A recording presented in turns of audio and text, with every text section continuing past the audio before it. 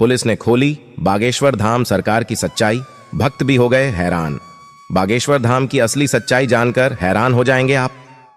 Police ने सारी बातें जनता के सामने लाकर खड़ी कर दी। क्या सच में बागेश्वर धाम सरकार के पास दिव्य शक्तियां हैं या फिर इनका असली चेहरा कुछ और ही है? दोस्तों, आजकल YouTube पर फिल्मी हीरो हीरोइन कम और हमारे बागेश्वर बाबा कुछ ज्यादा ही ट्रेंड कर रहे हैं। आए दिन इनकी कोई ना कोई वीडियो वायरल होती रहती है। ऐसे में इतने कम समय में बागेश्वर बाबा ने इतनी ज्यादा प्रसिद्धियां कैसे हासिल कर ली हैं और इनकी शक्तियों की क्या सच्चाई है? क्या इनके अंदर वाकई में शक्तियां हैं या ये सब कुछ पाखंड है? आइए जानते हैं। दोस्तों, हमारे देश में बाबा, संत, महात्मा जैसे लोग बहुत सारे आए हैं। कोई अपने प्रवचन से लोगों को अपना भक्त बनाता है तो कुछ लोग नाच गाना करके लोगों को आकर्षित करते हैं और कुछ बाबा तो ऐसे हैं जो अपने भक्तों को गुलाब जामुन और समोसा खाने की सलाह देते हैं। खैर, इस तरह के ज्यादातर बाबा आज खुद जेल की हवा खा रहे हैं, लेकिन एक जनाब ऐसे हैं जो छाती ठोककर सच्चे दिल से लोगों की सेवा करने में लगे हुए हैं। बागेश्वर धाम सरकार जब अपने कड़क अंदाज में बोलना शुरू करते हैं तो भक्त अपने आप ही आस्था में लीन हो जाते हैं। कुछ लोग रोना पीटना भी शुरू कर देते हैं। लेकिन इन सब चीजों के पीछे की असली सच्चाई क्या है और क्यों लोग बागेश्वर बाबा के सामने आते ही सब कुछ भूल जाते हैं? इनके दरबार में जो कोई जाता है ये उनके मन की बात पहले ही जान लेते हैं। हम बात कर रहे हैं श्री बालाजी बागेश्वर धाम के गुरु महाराज की, जिनकी चर्चाएं केवल देश में ही नहीं बल्कि विदेशों तक फैली हुई है। भारत के अलावा भी बागेश्वर गुरु जी ने विदेशों में अपने दरबार सजाए हैं। सबसे पहले तो आपको बता दें कि बागेश्वर धाम सरकार के महाराज जी का असली नाम धीरेंद्र कृष्ण शास्त्री हैं। इनका जन्म छत्तरपुर के छोटे से गांव गड़ा में हुआ था। इनका जन्म बहुत ही गरीब ब्राह्मण परिवार में हुआ था, लेकिन गरीबी के आलम में अपना बचपन गुजारने के बावजूद आज धीरेंद्र कृष्ण शास्त्री बड़े बड़े अरबपतियों को भी अपने दरबार में झुकाने की शक्ति रखते हैं। कहा जाता है कि धीरेंद्र कृष्ण शास्त्री जी हनुमान जी के परम भक्त हैं और 10 साल की छोटी सी उम्र से ही इन्होंने बालाजी यानी कि हनुमान जी की सेवा शुरू कर दी थी। इनका पूरा ध्यान भगवान की सेवा में ही लगा रहता था और सालों तक इसी तरह तपस्या करने के बाद धीरेंद्र कृष्ण स्वामी को कुछ ऐसी शक्तियां प्राप्त हुईं जिनकी मदद से आज ये सामने मौजूद व्यक्ति के बिना बताए ही उसकी परेशानियां समझ जाते हैं और उसे पर्चे में लिख लेते हैं। बागेश्वर गुरु जी ये तक समझ जाते हैं कि आप सच कह रहे हैं या नहीं। इनके द्वारा लिखा गया एक एक शब्द 100% सत्य होता है, जिसका सबसे बड़ा प्रमाण ये है कि आज तक कोई भी इन्हें झूठा साबित नहीं कर पाया है। असल में होता यह है कि जिस किसी भी शख्स की अर्जी को बालाजी सरकार स्वीकार कर लेते हैं, उस व्यक्ति को या फिर उसके परिवार के किसी भी व्यक्ति को लगातार 2 दिन सपने में बंदर नजर आते हैं। और ये कोई मन गढ़ंत बात नहीं है। जितनी भी लोगों की अर्जियां लगी है उन्होंने खुद इस बात को स्वीकार किया है। हालांकि फिर भी मीडिया वालों को कहां लोगों की बातों पर विश्वास होता है।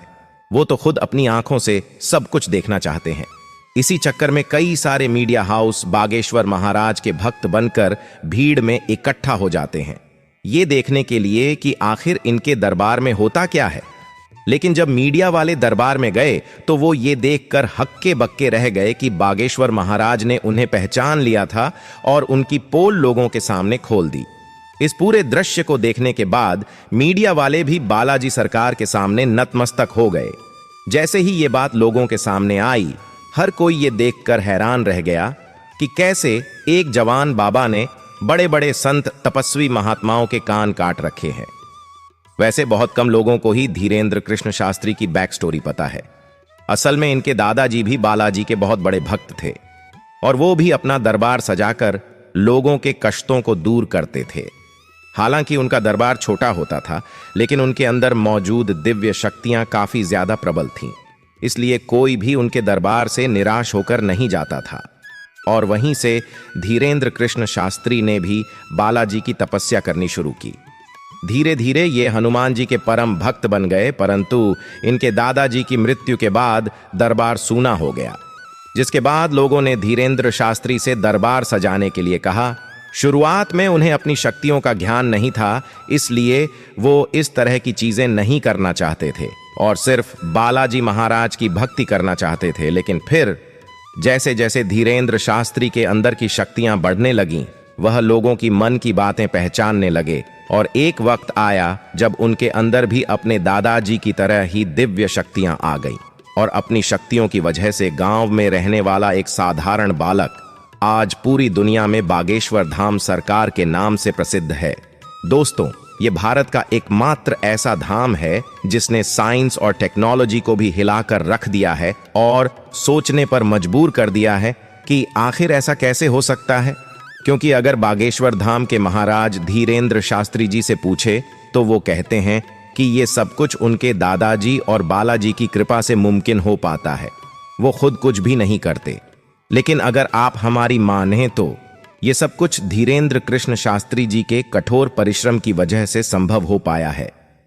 9-10 साल की छोटी सी उम्र में जहां बच्चे अपने घर का पता नहीं बता पाते, उस उम्र में यह दिन भर हनुमान चालीसा का पाठ करते थे और उसी निरंतर पाठ ने इनकी बुद्धि को इतना ज्यादा प्रबल बना दिया कि आज ये उस स्तर पर पहुंच गए जहां इन्हें लोगों के मन की बात को समझने में रत्ती भर भी समय नहीं लगता और ये जो कुछ भी कह देते हैं वो पत्थर की लकीर हो जाता है, जिसका सच होना तय है। और इसके एक दो नहीं बल्कि कई सारे उदाहरण देखे गए हैं।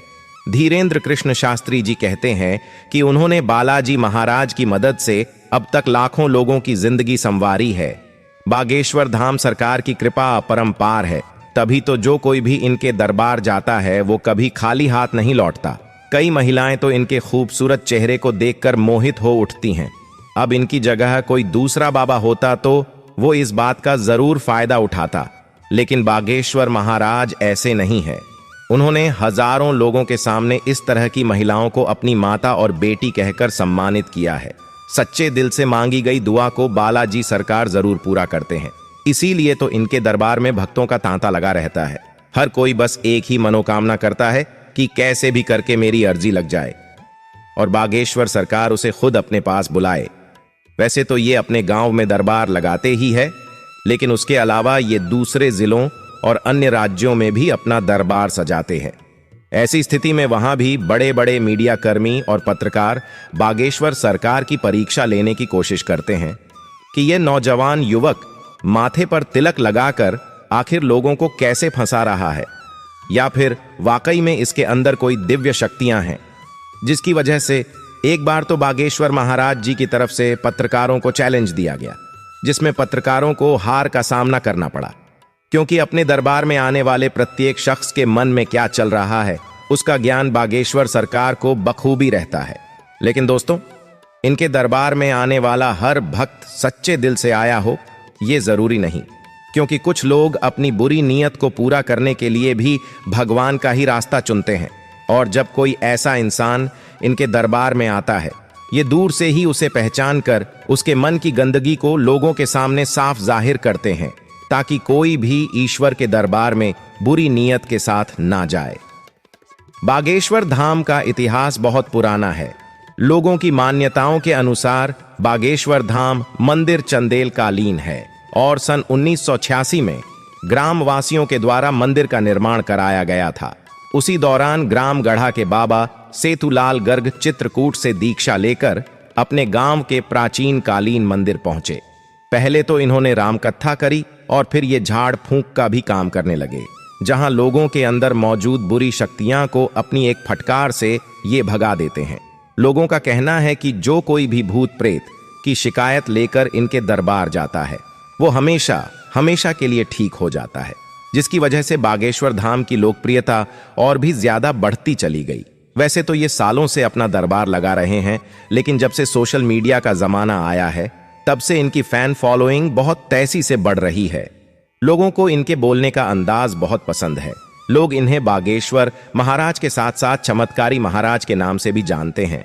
बागेश्वर धाम सरकार ने बचपन से ही रामायण महाभारत जैसे महाकाव्यों का अध्ययन किया था। अपने दादाजी के साथ पूजा पाठ करने के अलावा इन्होंने वृंदावन में भी काफी लंबा समय गुजारा है।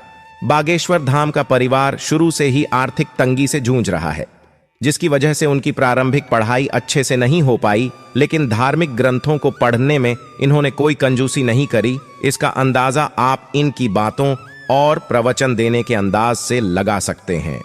लेकिन हर मंगलवार को लगने वाला दिव्य दरबार सबसे ज्यादा प्रसिद्ध है, जिसमें लोग अपनी अर्जी लगाते हैं और फिर नारियल को लाल कपड़े में बांधकर अपनी मनोकामना पूरी करने के लिए यहाँ पर 21 बार मंदिर की परिक्रमा लगाते हैं। यहाँ पर अर्जी लगाने के लिए लोगों की लंबी लाइन लगी रहती है और उसके बाद बागेश्वर धाम के दिव्य दरबार में जाकर श्री धीरेन्द्र कृष्ण महाराज के प्रवचन सुनते हैं। और इसीलिए चाहे पुलिस हो या फिर मीडिया, कोई भी ये नहीं कह सकता कि बागेश्वर धाम पाखंड है या फिर यहाँ पर लोगों के साथ फ्रॉड होता है। लोग पूरी आस्था और विश्वास के साथ यहाँ आते हैं और खाली हाथ नहीं जाते हैं। तो प्रिय भक्तों, आज के वीडियो में बस इतना ही। आपको यह जानकारी कैसी लगी? अब आपका इस बारे में क्या कहना है? कमेंट में जरूर बताइएगा और इसी तरह की वीडियो को देखते रहने के लिए हमारे चैनल को सब्सक्राइब जरूर कर लें। तो चलिए चलते हैं, अपना ख्याल रखिएगा। अगले वीडियो में फिर मिलेंगे, जब तक के लिए जय श्री सीताराम, जय